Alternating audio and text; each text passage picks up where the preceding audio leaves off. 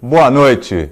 Hoje, sexta-feira, 11 de outubro de 2013, estamos iniciando mais um TV Com em Debate. Hoje com a presença do nosso comentarista, o Nelson Rodrigues, um grande ambientalista aqui da nossa região, uma pessoa muito atuante, e também com a ilustre presença do Dr. Marco Boteon, que vai poder também abordar um pouco mais sobre a saúde na nossa região. Quero dar as boas-vindas ao Dr. Marco, prazer em tê-lo aqui no nosso programa. Obrigado, Rogério, pelo convite. Estou sempre à disposição desse programa. Obrigado, Nelson, pela parceria aí nessa discussão que nós vamos ter aí. Nelson, e você? Boa noite. Primeira vez hoje na presença, eu comandando o programa, acho das sextas-feiras. Primeira vez que você está aqui. É um prazer ter você. Eu gostaria até de cumprimentá-lo de público, né? Muito obrigado. O primeiro programa que eu estou junto com você, como apresentador, acho que é uma satisfação sempre estar com você, que você já é um grande amigo meu, e eu tenho certeza que você, daqui para frente, aí, as sextas-feiras vão ser fantásticas aí à frente do programa. E boa noite também, o Dr. Marco Boteon, que eu estou conhecendo hoje, será um prazer poder dividir a bancada. Uma boa noite ao telespectador e toda a equipe técnica do programa, né? Obrigado. Vamos lá. Pessoal, primeira coisa, já quero convidar todos a estarem participando através do 21384677. Façam suas perguntas, os assuntos vão ser abordados aqui, são muito importantes para que a gente possa estar discutindo todas as políticas públicas da nossa região. Nelson, deixa eu começar com você, até porque eu acompanho a sua trajetória como militante político dentro da nossa cidade, sempre defendendo os ideais, principalmente as bandeiras ambientais, aqueles ideais do cidadão responsável. Queria saber como que você está enxergando a entrada da Marina Silva, que foi um expoente na última campanha, alguém que realmente mudou o cenário político, né? Ela obteve praticamente 20% dos votos válidos na última campanha, agora se unindo ao PSB, do Eduardo Campos, outro expoente nacional também, um homem que tem público que está realmente despontando. Queria saber a sua opinião, você até que participou do último processo político aqui da nossa região, com muito entusiasmo. Olha, eu vejo com bons olhos, né, ambos os candidatos, e pelo percentual de hoje, me parece até que seria mais lógico a Marina sair candidata à presidência, né? E o presidente do PSB ser o vice, mas essa lógica parece que no momento não vai prevalecer. Ela foi convidada, né? É uma aliança que a Marina colocou como uma aliança programática, na verdade.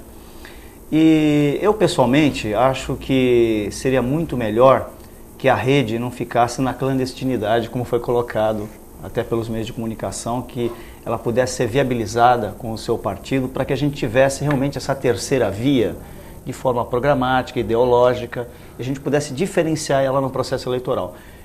A aliança é válida, né? Mas ela acaba não tendo aquele viés que a Marina colocou ao longo do tempo. Ela vai ter que dividir o programa da rede com o programa do PSB e ambos não vão poder, ao mesmo tempo, se confundir, né?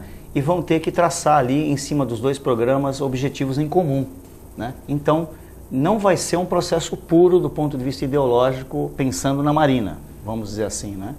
Mas essas coisas acontecem no Brasil, né? Infelizmente, nada é como deveria ser. Eu andei lendo uma entrevista dela, onde ela já está se colocando como uma luta entre Davi e Golias, querendo dizer da polarização entre PSDB e PT, em que eles formariam uma terceira via de verdade, né, e tentando aí acabar com essa polarização. Acho que então, a gente não pode também ser tão extremista, acho que nem tanto ao céu, nem tanto à terra. As coisas não são exatamente assim, até porque ela, sem a rede e ingressando no PSB, a gente sabe que o PSB já foi base de sustentação do governo há muito tempo. Doutor Marco, Eu vou aproveitar, vou chamar só de Marco, até porque a gente já se conhece, tudo fica mais fácil. Marco, o que você pensa disso, assim? Como que você está enxergando esse cenário político? Aproveitar que a gente está tocando nesse assunto agora, que as pessoas estão interessadas em saber, afinal, será o destino, né, daqueles que vão dirigir o nosso país.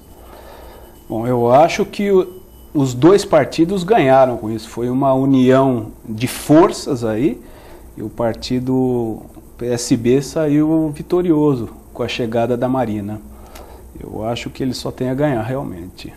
Concordo muito com essa situação, e eu acho que os outros dois partidos que estão aí na disputa, tanto o PSDB quanto o PT, vão ter que trabalhar muito, vão ter que suar muito para conquistar alguma coisa. Ah, verdade. E Marco, você como um gestor público também, né? Além de médico, de um profissional de renome aqui na nossa região e tudo, reconhecido, você está como diretor regional de saúde, da DRS-4. Então você é responsável pela implantação de muitas políticas públicas da Secretaria do Estado de Saúde aqui na nossa região. Faz para a gente, assim, para os nossos telespectadores, você pode fazer um cenário, um briefingzinho dos últimos acontecimentos, dos últimos programas em que o Estado está se debruçando, querendo implantar na nossa região. Bom, eu assumi a DRS há 2 anos e 9 meses praticamente, e o cenário que eu encontrei foi uma saúde estancada, parada, sem qualquer tipo de movimento. E nesses 2 anos e meio para cá, o governo do estado está depositando muito a sua força aqui na Baixada. Porque uma das questões que o próprio governador dizia era que ele não queria que Baixada subisse a serra. Para a Baixada não subir a serra, a gente tem que melhorar as condições de saúde pública aqui. Então, está havendo um investimento muito grande por parte do estado, aproximadamente 150 milhões, só que são ações que dependem tanto do estado quanto dos municípios. E muitas vezes, Rogério, os municípios não têm condições de realizar os projetos para a busca de recursos e financiamentos. Aí onde entra um papel fundamental de importância, que é o Departamento Regional de Saúde, que a gente presta até uma assessoria aos municípios. Aqui não é um privilégio só da saúde, não é, Nelson? A gente sabe que, por exemplo, o primeiro PAC, praticamente ele não deslanchou por falta de projetos, né? Porque os recursos existiam em todas as áreas. A gente vê isso, nossa cidade como Santos, por ser a cidade polo da região, em matéria de obras de infraestrutura, zero nos últimos anos, tudo, e com verba, né, e simplesmente por falta de projetos. E a gente vê esse cenário no país inteiro. Eu tenho certeza que na saúde não é diferente, até porque a gente percebe a falta realmente que faz de equipamentos, que nós temos de equipamentos de saúde. Eu tenho uns dados, por exemplo, de hospitais. Eu estava vendo nos últimos 10 anos, acho que 280 e poucos hospitais privados, pequenos hospitais privados, fecharam. Você vê a quantidade de leitos que poderiam... Aí eu estou tocando nesse assunto para a gente entrar num outro tema, que é o projeto dos Mais Médicos. Eu acho que a gente não pode deixar, se falar em saúde hoje, não dá para a gente não comentar esse assunto. Então eu penso assim, por exemplo, se 280 e poucos hospitais pequenos com vocação regional fecharam, então a gente percebe que o problema é no gerenciamento dos recursos e na implementação dos projetos. Porque para você precisar trazer os médicos para interiorizar a medicina, a gente não poderia ver na última década uma quantidade tão grande de hospitais fechando. Nelson, como é que você enxerga isso? Queria que você, inclusive, aproveitasse a presença do Dr. Marco e tudo, e a gente pudesse falar um pouco sobre o programa Mais Médicos. Olha, eu enxergo o problema brasileiro como um problema estrutural, né? Eu acho que não é cabível o governo federal, que tem os programas PAC, de aceleração do crescimento, não viabilizar um projeto para o país, não para uma cidade, ou para um estado, ou para uma região, mas para o país como um todo, um projeto de país na questão da saúde, e agora, recentemente, colocar um percentual da exploração do pré-sal para esse objetivo, quando a gente sabe que o topo do pré-sal, se ocorrer tudo certo, vai ser para 2020. A questão da saúde é uma questão para ontem, né? Eu acho que teria que ser uma prioridade no país a saúde. Então você, como identificou o Dr. Marcos, tem um problema de gestão. Ora, o que é um programa de gestão? O governo não direciona cursos ou profissionais para desenvolver projetos. Existe uma legislação. Essa legislação, ela é o embasamento para você desenvolver os projetos, porque tudo tem que estar escrito e dentro da lei, né? Será que não existe já os projetos pré-prontos, né? Como ensinar a fazer esse projeto, cursos específicos de desenvolvimento de projetos para a área de saúde? Será que nós não temos capacidade de formar essas pessoas já com base universitária? Claro que temos. Falta direcionamento, falta gestão, falta focar na coisa certa. Por isso há o desperdício, né? A falta de profissionais na área, e aí sim, é um problema estrutural que acaba desembocando também na questão do programa Mais Médicos. Por que nós precisamos dos mais médicos, né? Não precisaríamos dos mais médicos se a gente tivesse uma carreira médica no país, né? Nós não temos uma carreira médica. Então um profissional que gasta aí uma base de 4 mil por mês aí para estudar numa universidade, ser um bom profissional da área médica, quando ele se forma, ele precisa de uma estrutura, que o país dê essa estrutura para ele, dentro de uma profissão, uma carreira pública da área de medicina, para que ele possa, não adianta você trazer médico de fora, ou mesmo os médicos brasileiros, mandar ele para esses rincões do Brasil, sem uma estrutura de trabalho, né? É fazer merchandising, é fazer propaganda, é brincar com a classe médica de uma forma errada, essa é a minha opinião. Investir na classe médica é o que é o devido. Não, eu não sou contra trazer médicos de fora, mas tem que fazer o revalida. Quando o médico brasileiro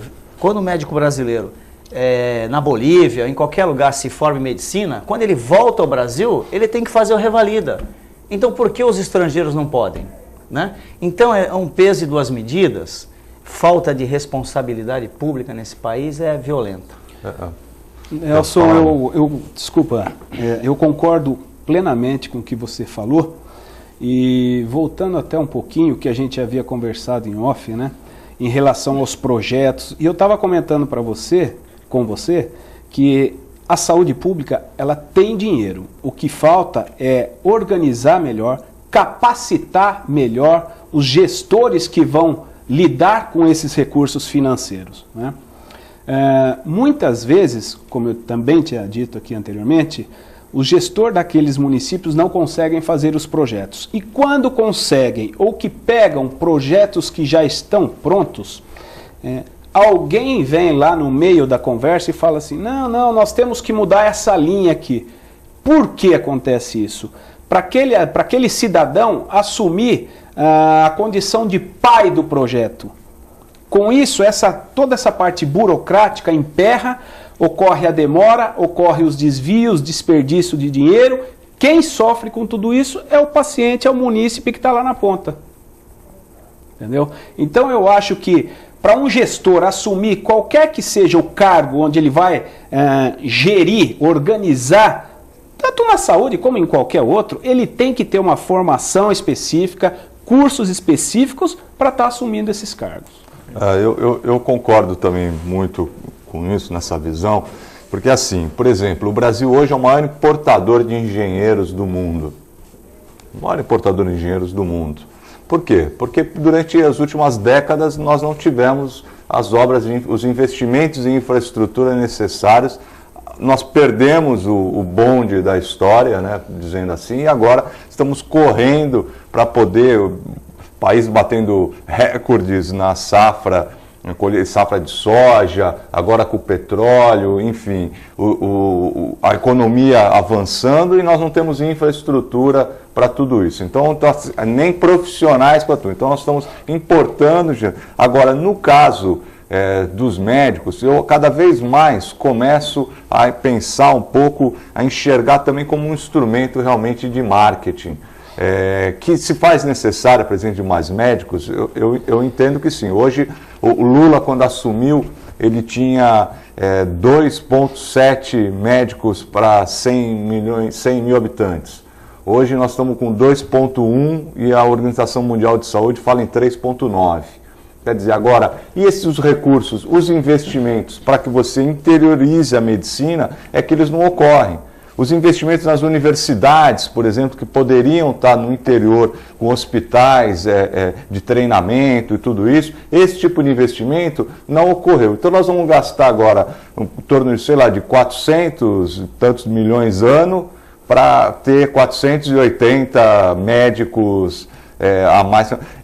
Essa forma, por isso que eu concordo com você na questão da gestão, porque realmente a gente enxerga isso em várias áreas. É que na medicina, na área de saúde está se falando mais justamente porque essa bandeira do mais médicos realmente vai fazer, faz a gente pensar em alguma oportunidade, no oportunismo eleitoreiro. Até.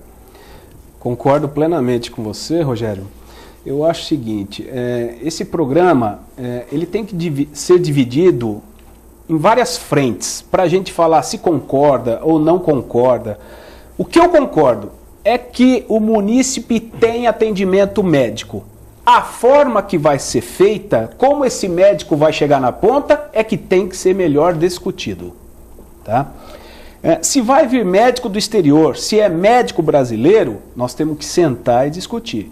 Porque também não adianta você ter médicos no Brasil que não queiram ir trabalhar naquela ponta, que aí, peraí, aí é questão de mercado, vamos dizer assim. Se o médico brasileiro não quer trabalhar lá, nós vamos abrir as portas para outros.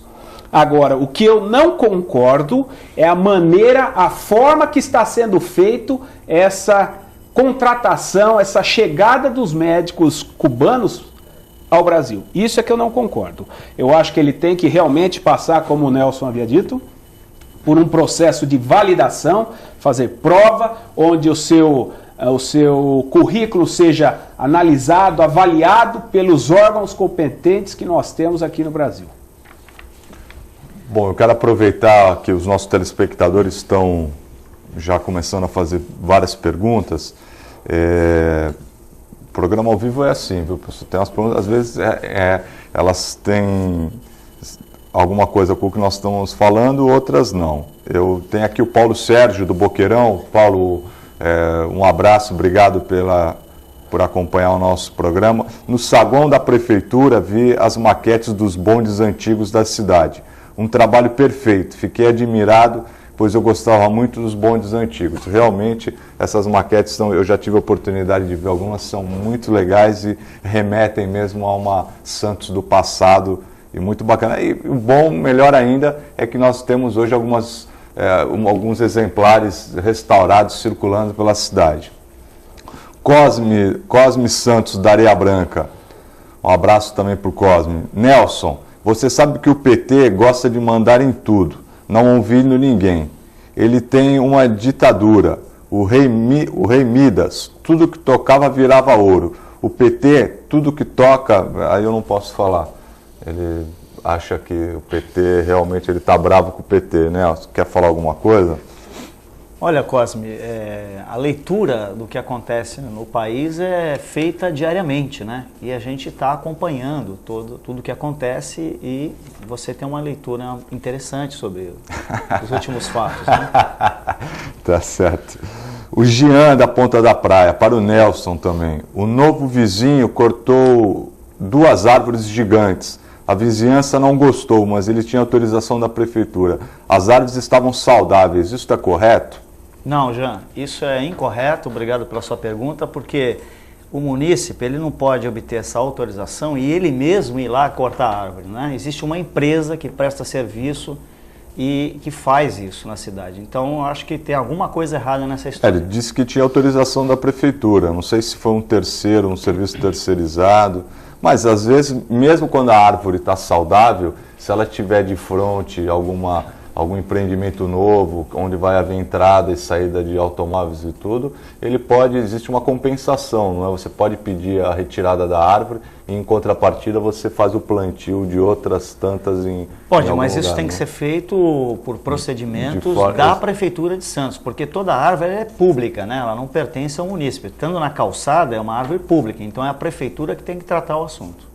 Tá certo. Agora, a Dona Rosa da Aparecida. Dona Rosa, um beijo para a senhora, Dona Rosa. Dona Rosa, grande telespectadora, está sempre mandando recado. Eu fico até meio constrangido, que agora ela fez um elogio para mim, mas eu também vou aproveitar e vou para o Rogério. Ainda bem que o chefe lembrou de colocar o Rogério como apresentador. Comentarista era pouco para ele. Além de ótimo apresentador, jovem, inteligente e competente. Obrigado, Dona Rosa. A senhora é muito carinhosa.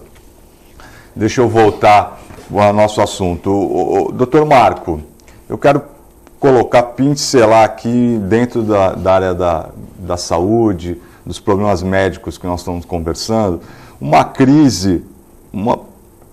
pretensa crise no Guarujá, que eu andei lendo muita coisa sobre vários serviços que estão sendo terceirizados, principalmente por uma unidade, um equipamento de saúde em Vicente de Carvalho, para os lados de Vicente de Carvalho, e que as pessoas os munícipes não estão gostando, por achar, inclusive, que de vez de terceirizar, deveriam se preocupar, inclusive, em reformar, porque parece que quando chove, alaga, as paredes dão choque, porque há interferência médica. Queria saber o que você acha, aproveitar essa matéria, eu não vou pedir a sua opinião a respeito, porque seria problema pessoal lá da gestão do Guarujá. Mas o que você acha dessas terceirizações em equipamentos da prefeitura?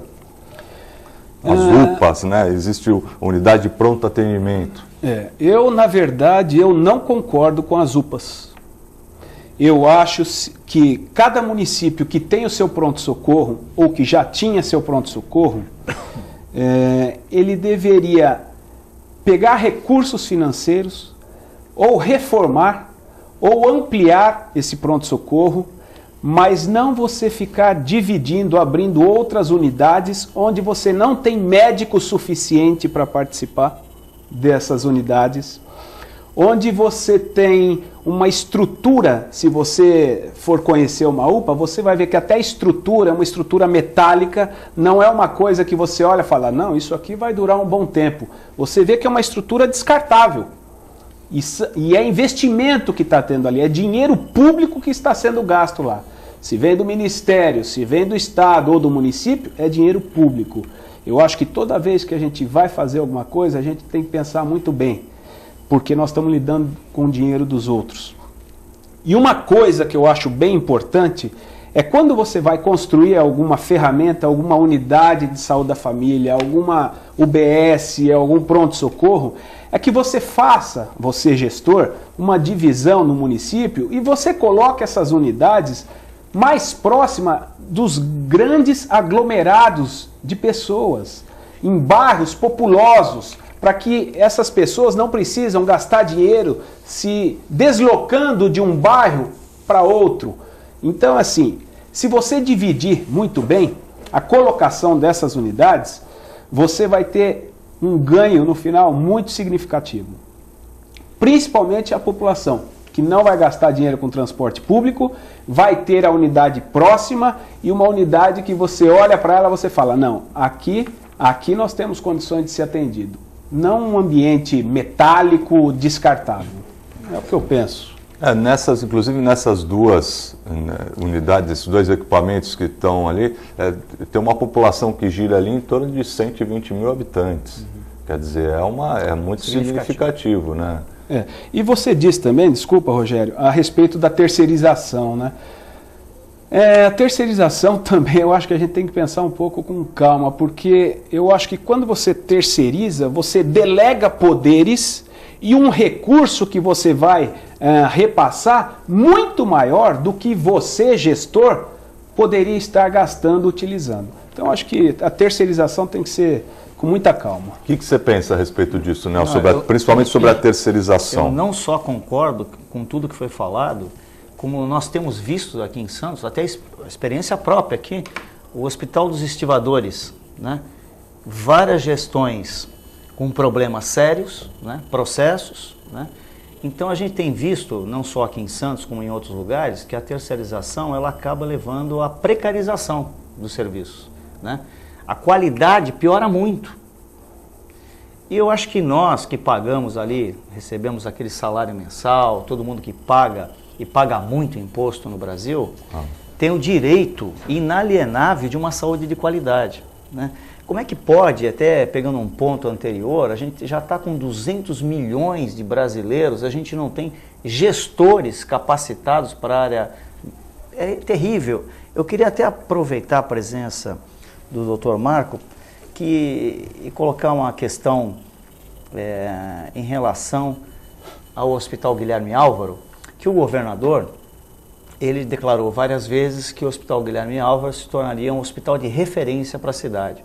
E dentro daquele ponto de evitar que o santista e as pessoas aqui da Baixada Santista tenham que subir a serra para tratar das doenças do ponto de vista das doenças que têm mais necessidade, mais como câncer e outras doenças mais perigosas, que precisam de uma qualificação profissional maior, precisa de equipamentos de alta qualidade, né, e tecnológica, por assim dizer, e nós teríamos a necessidade, já temos ela há várias décadas aqui, essa defasagem, né, e a população daqui da região metropolitana sofre muito com isso, porque muitos não têm condição nem de se deslocar para São Paulo para tratar de doenças graves, né? O senhor tem alguma notícia a esse respeito?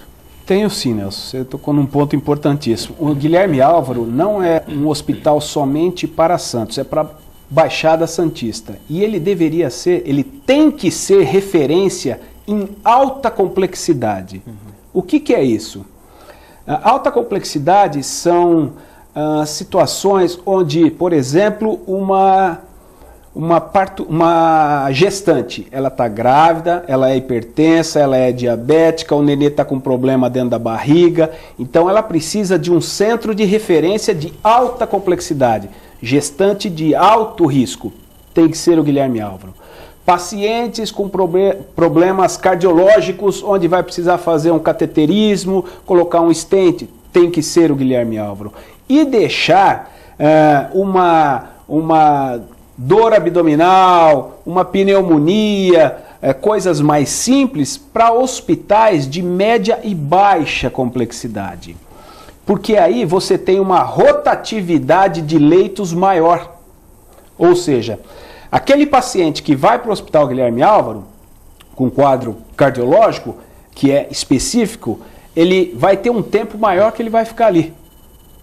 O outro que tem pneumonia, com 2, 3 dias, ele vai estar rodando nesses hospitais de menor porte, de média complexidade, não vai estar ocupando um leito que um outro paciente cardiológico iria ocupar. Tá? Desde que nós assumimos a regional, nós colocamos os 9 municípios, sentamos os 9 municípios mais o estado, para a gente discutir quais seriam as características, quais as necessidades, as características do Hospital Guilherme Álvaro. E aí nós chegamos a uma conclusão. O Guilherme Álvaro tem que ser um hospital oncológico. Tá?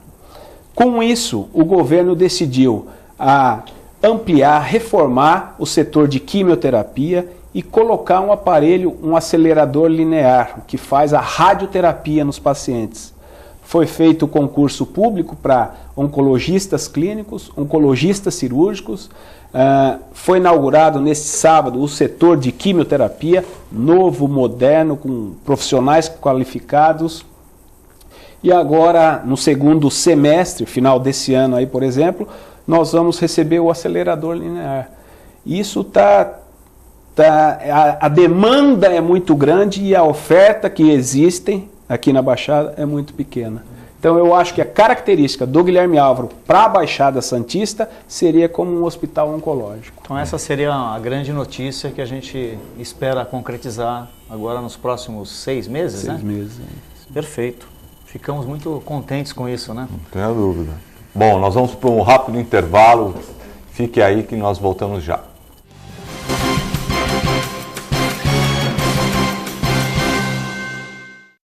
Todos os dias aqui na TV Com, a partir da meia-noite, o jornalista Pedro Alcântara leva até você as festas mais badaladas da Baixada Santista e Grande São Paulo. Eventos culturais e artísticos em entrevistas descontraídas e inteligentes. Oferecimento CVC, tudo por uma boa viagem. Forma Plus, por uma vida incomparável. E WhatsApp Santos, há 10 anos formando craques no inglês. No Gonzaga, Ponta da Praia e agora também em São Vicente.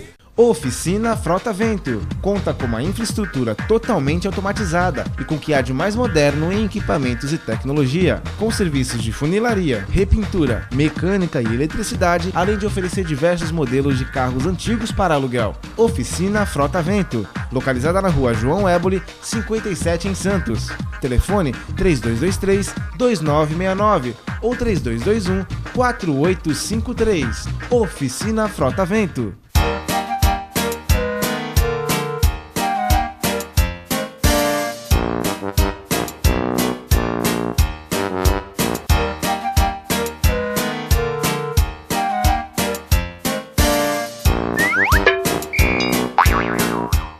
Olá, sou Rosilma Roldan e convido vocês a assistirem o programa Jovens Pensadores todos os sábados às 15 horas, com reprise segunda-feira às 16 horas.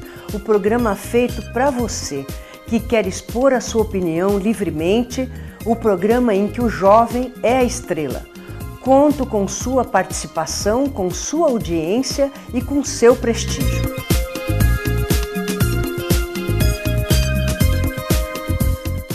Acesse o site da TV Com e acompanhe a nossa transmissão em tempo real. Fique por dentro da nossa programação.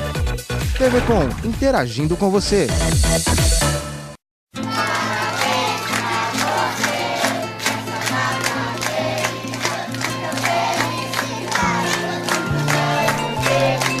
Muitos anos de vida.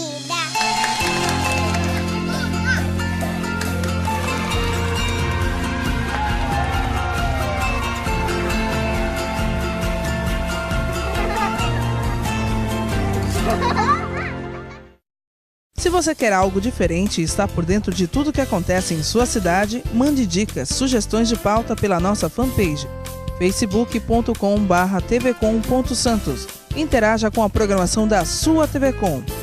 TV Com, interagindo com você.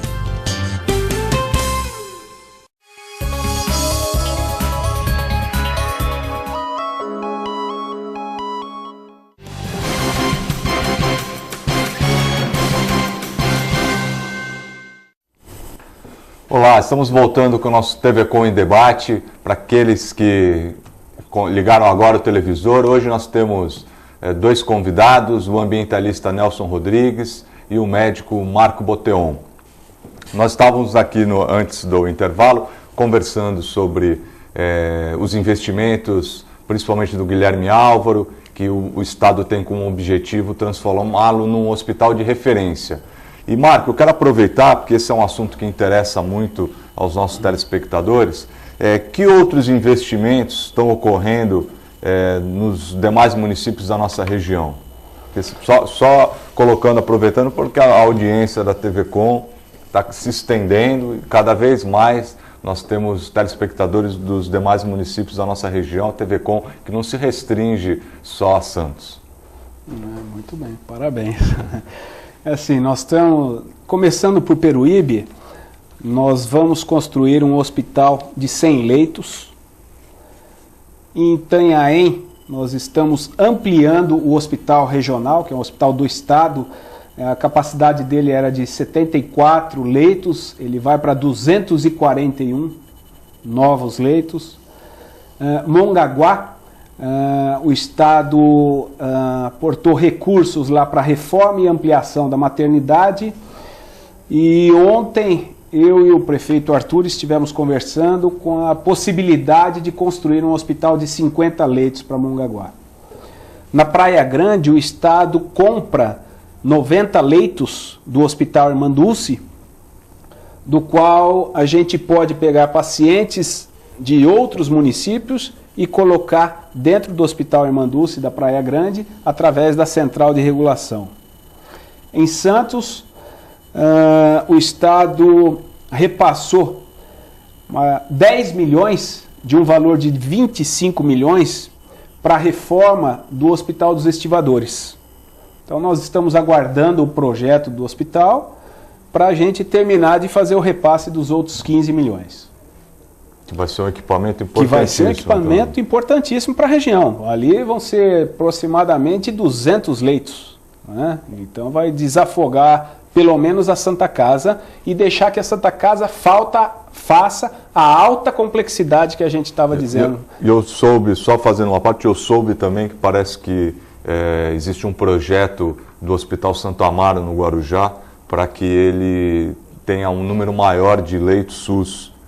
Isso também seria interessante, porque o Guarujá também necessita, né? O Guarujá está investindo bastante na saúde. Eles estão reformando a maternidade, eles estão reformando a UTI, e nós fizemos um acordo com o Hospital Santo Amaro, Guarujá, de que a gente quer abrir ali 40 leitos de UTI. Então, para a Baixada vai ser um ganho muito significativo. Em Bertioga, a ampliação do hospital lá para mais 40 leitos também. Eu acho que são ações importantíssimas dentro da saúde na Baixada Santista. Haja visto que o déficit de leitos no poder público, 2.000. No poder privado, no serviço privado, também 2.000. Então, se a gente levar em conta tudo isso, na Baixada nós temos um déficit de 4.000 leitos. Agora, também não adianta ficar só construindo hospitais, não.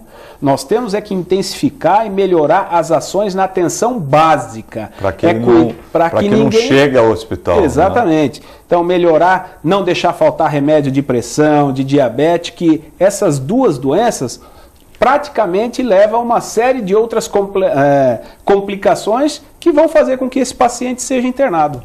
E Nelson, eu acho que é importante, acho que quando a gente fala em saúde, a gente não pode pensar em cor de bandeira, nem nada disso. Eu acho que nesse ponto a gente precisa reconhecer o esforço do governador Geraldo Alckmin, que procura, sem distinção, destinar recursos para todos os municípios, mesmo de outras bandeiras, outras agremiações políticas. Eu acho que isso é importante, todo político tem essa sensibilidade, não é, Nelson?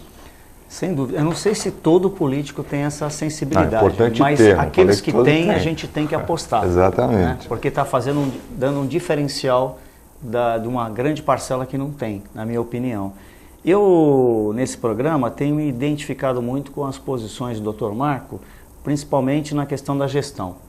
Digo isso porque eu sou formado e pós-graduado, sou um gestor público, né? E tenho certeza absoluta que esse é um grande problema nosso, por isso a minha identificação nas palavras do Dr. Marco. E eu queria aproveitar a presença do Dr. Marco e também colocar uma coisa básica na medicina, do meu ponto de vista, que é a formação do médico, né? Nós vimos aí ao longo dos últimos anos que até o próprio Conselho de Medicina acabou reprovando muitos médicos que acabaram de terminar uma universidade, mas não conseguiram passar em provas do próprio Conselho Regional. Então, nós temos a estrutura, né, que o Estado tem que dar para a medicina se desenvolver.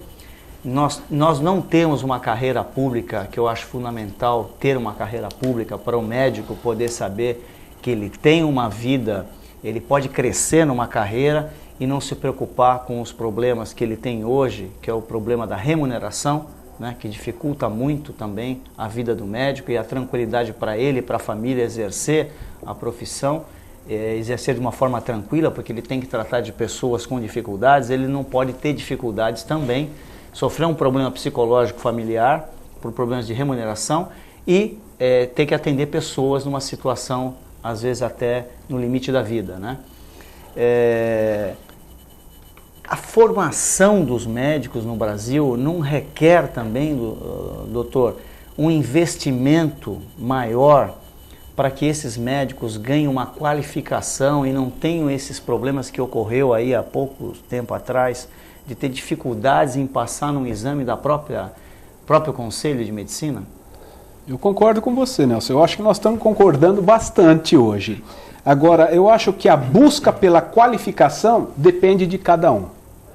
Só que, em contrapartida, eu acho que os governos, tanto municipal, estadual e federal, eles deveriam ter algumas regras modificadas.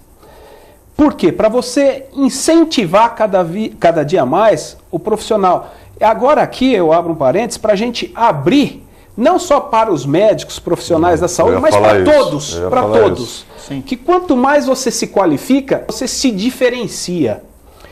Mas e na gestão pública com as suas peculiaridades também. Também. Você percebe, só fazendo também por exemplo, em muitos países da Europa, que eu considero desenvolvidos, bastante desenvolvidos, existe a figura do gerente de cidades. Por exemplo, é um curso onde você faz uma pós-graduação, onde você, independente da mudança do prefeito, da ideologia em que aquele grupo vai empregar naquele município, mas aquelas atividades do cotidiano que são peculiaridades daquele município, que já estão... O gerente de cidade, ele continua, ele é um funcionário treinado da administração. Perfeito. Então a gente vê que a formação do profissional no Brasil e tudo, essa amplitude e principalmente esse compromisso de você, como você bem colocou, do próprio profissional, procurar cada vez mais se aperfeiçoar dentro daquilo que ele escolheu, é importantíssimo. Com certeza. Então, o exemplo que eu ia dar, não fugindo, seria do próprio médico. Se a gente pega um pronto-socorro do SUS, onde você tem 10 profissionais de plantão, e você vai levantar o currículo de cada um, um tem mestrado, o outro tem doutorado, o outro tem especialização, o outro tem residência, o outro tem estágio, o outro não tem nada. O salário deles, tudo igual. Qual é a vantagem, então, do profissional se especializar, se qualificar, sendo que ele vai ganhar e vai trabalhar a mesma coisa que o profissional que saiu ontem da faculdade? Então eu acho que, volto a dizer, como em todas as outras profissões, deveria ser dessa forma. Se esse profissional tem residência médica, o valor do plantão dele é X. Se o outro tem especialização, é X mais Y. Para obrigar aquele que saiu da faculdade se qualificar, estudar mais. Porque ele sabe que se ele se qualificar, estudar mais, ele vai ganhar mais.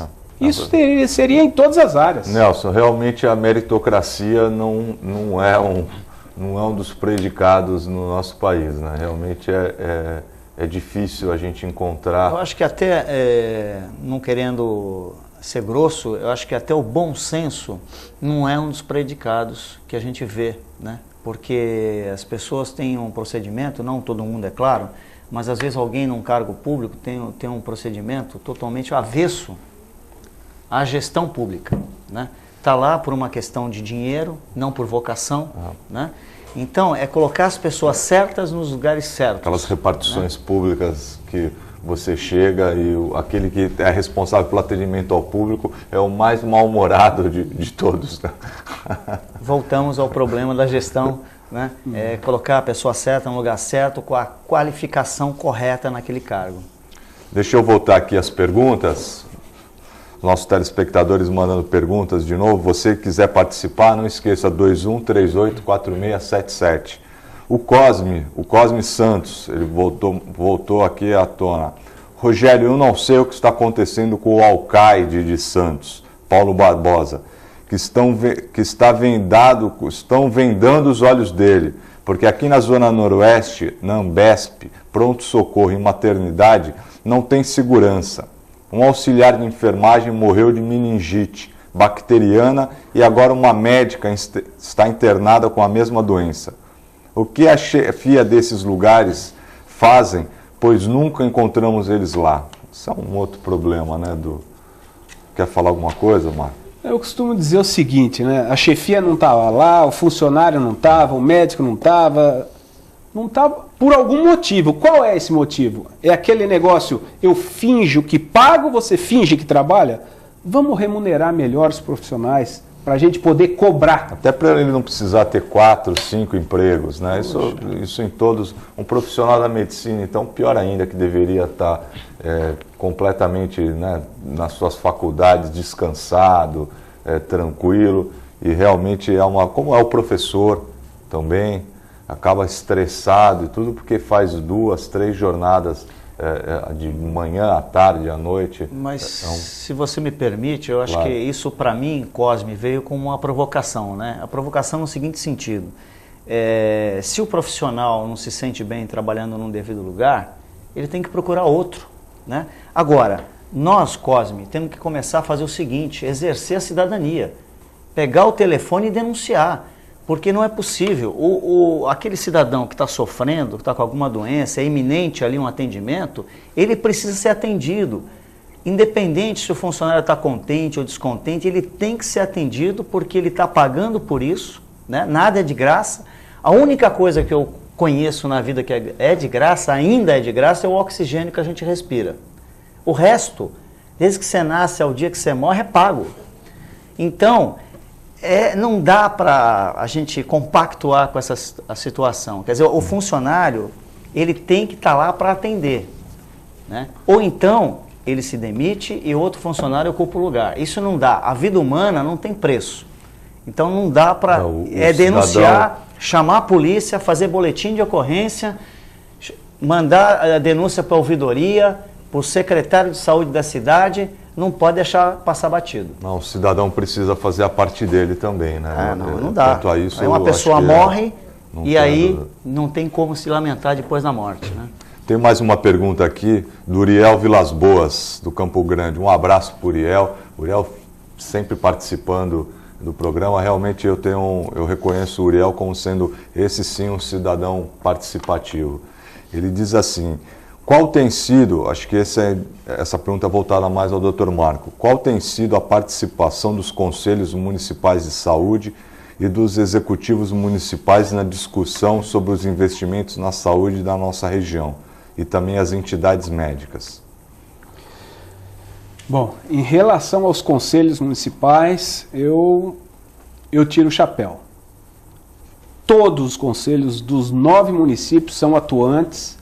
Eles participam, eles vêm até a gente, até a regional, discute, questiona, e nós estamos montando um conselho regional.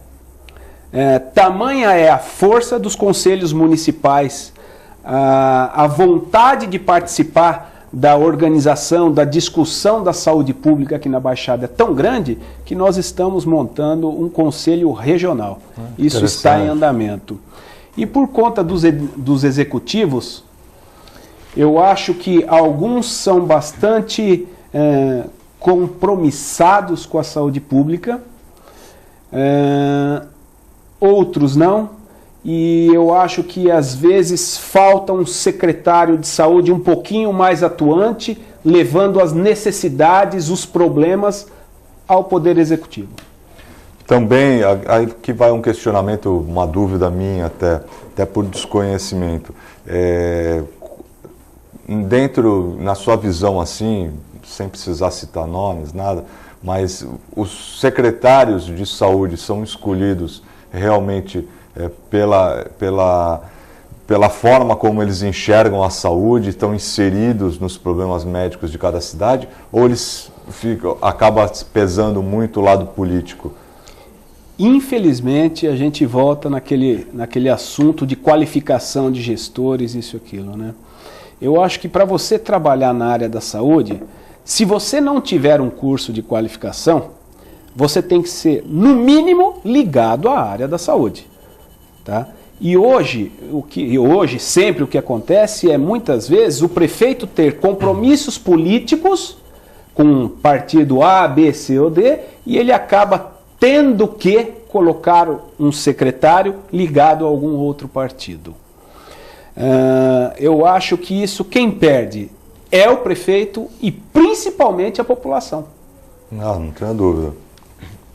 Quero aproveitar e tocar num outro assunto também, que a gente está participando, né, acho que estão todos mobilizados com relação ao Outubro Rosa. Então eu acho que é importante que todos se conscientizem, né, que a gente leve a mensagem para frente. Queria que você falasse alguma coisa, Marcos, como é que está acontecendo esse ano, o que está sendo realizado? O Outubro Rosa é uma iniciativa muito linda, na verdade, né? São todos os segmentos ligados às instituições, a grupos de serviço que eles estão atuando em benefício, ajudando aqueles pacientes com câncer. Cada um fazendo o seu trabalho de formiguinha, a gente sabe que vamos ter resultados maravilhosos. Eu queria aproveitar esse espaço aqui, esse momento, Rogério, para tentar minimizar um pouquinho o problema do paciente com câncer. Porque muitas vezes a gente fala, ó, o senhor está com câncer, parece que acabou o mundo. Mas eu sempre digo aos meus pacientes que tanto um mosquito da dengue, quanto uma gripe H1N1, como o câncer, matam. Essas 3 doenças matam, mas também tem tratamento e tem cura. Eu acho que isso eu não poderia deixar de dizer. Tá certo. Até, Nelson, nós temos uma companheira nossa aqui da TV, a Fernanda Vanucci, que é uma entusiasta também do programa do Outubro Rosa. Toda vez que tem oportunidade, em todos os momentos, ela enaltece a iniciativa, tudo. Teve a sua experiência, acho que cresceu muito com isso. É uma mulher atuante. E aí todos os momentos que se fala em Outubro Rosa, eu lembro dela. Não, sem dúvida. A Fernanda, até por uma experiência pessoal dela, tem colaborado muito ao longo desses últimos anos no incentivo ao exame da mama, né? Lutou bastante para trazer os aparelhos necessários para poder identificar os problemas aqui na área pública. Enfim, tem feito um trabalho brilhante e muito recentemente na Câmara também da mesma forma, né? Bom, vamos passar aqui. Eu tenho mais só, olha, para completar, o Cosme me mandou aqui, ele está querendo só fazer um adendo aqui. Eu não estou falando mal dos médicos, pois aqui temos médicos altamente capacitados. Estou falando da segurança e das pessoas que ganham o cargo de chefia e não aparecem para trabalhar. Os médicos daqui são maravilhosos. Cosme, é aquilo que a gente estava falando. Realmente a gente reconhece o esforço, o trabalho, sabe que muitos não são reconhecidos, principalmente aqueles que procuram se especializar, mas a gente tem aquele problema da política e que às vezes alguns estão colocados em cargos de destaque, de chefia, e não necessariamente foram levados a isso pela meritocracia, e sim pela indicação política e interesses outros. Uma pena. Quer falar alguma coisa? Eu gostaria até de lembrar, né, que o programa basicamente foi pautado na área médica, e nós temos a honra de ter um grande amigo, o Eduardo Filetti, que está partindo para Barcelona para levar um projeto de odontologia veterinária, que eu queria parabenizar o Filetti de público, né? Porque mais um santista que está se destacando e colocando um projeto lá na Europa, e não só o projeto da odontologia veterinária, mas aquele projeto que ele também tem feito junto à Universidade de Santa Cecília, que é da questão da disseminação dos pombos, das doenças. Então são 2 projetos que ele está levando lá para a Europa, e achei muito bacana isso. Isso honra a nossa cidade. É verdade. Nossos parabéns ao Filetti, que realmente tem se destacado cada vez mais na área de atuação dele. Um abraço para o Filetti, que também, nas horas vagas, é apresentador aqui também do nosso programa. Bom, temos alguns outros assuntos que eu queria estar abordando, até fugindo um pouquinho dessa pauta que a gente tem falado. Eu queria enaltecer, até aproveitando do Filetti também, 2 assuntos. Você me falou agora do Filetti e eu lembrei, uma Aparecida, aquela praça, a praça conhecida como Praça do Sesc. Eu achei uma iniciativa muito interessante que foi criado ali um espaço destinado aos cachorros, aos pets, que com toda a infraestrutura, com bebedouro, com banco, um espaço para adoção de filhotes e tudo. Não sei se vocês já repararam, acho que tem mais de 1.500 metros, foi cercado, sabe aquela praça de frente... Onde tem a feirinha ali? Praça Caio Ribeiro de Moraes e Silva. É que todo mundo conhece como a Praça do Sesc, que fica em frente. Então eles colocaram um alambrado de 1,5 m e fizeram ali um espaço reservado. A gente que tem oportunidade de sair do país, vê muito isso em outros lugares. Eu achei uma iniciativa muito bacana. Dá para parabenizar quem foi responsável pela ideia, que realmente é muito interessante. Quero também falar rapidinho do Parque Tecnológico, do espaço, da verba que o prefeito Paulo Alexandre correu atrás, está viabilizando, e eu acho que essa vinda dessa estrutura, desse espaço físico, esse prédio que está sendo projetado, um prédio de 8 andares, onde vão ter laboratórios, onde vai poder inclusive estar também sendo inserida a incubadora de empresas da cidade, ali onde no espaço dentro da área do antigo Colégio Santista. Eu acho que é uma iniciativa, lá vai ser a sede da Fundação Parque Tecnológico da cidade. Eu acho que vai ser uma iniciativa muito bacana. Quero dar os parabéns também a toda a equipe do prefeito Paulo Alexandre Barbosa, que realmente isso vai ser um equipamento fantástico para a nossa região. Nós estamos terminando o programa. Quero agradecer mais uma vez a todos os nossos telespectadores. Quero agradecer a presença do médico Dr. Marco Boteon. Foi um prazer tê-lo aqui. Se quiser encerrar a sua participação. Quero agradecer e fiquei muito feliz por participar dessa mesa aqui, conhecer o Nelson. Agradeço. Obrigado.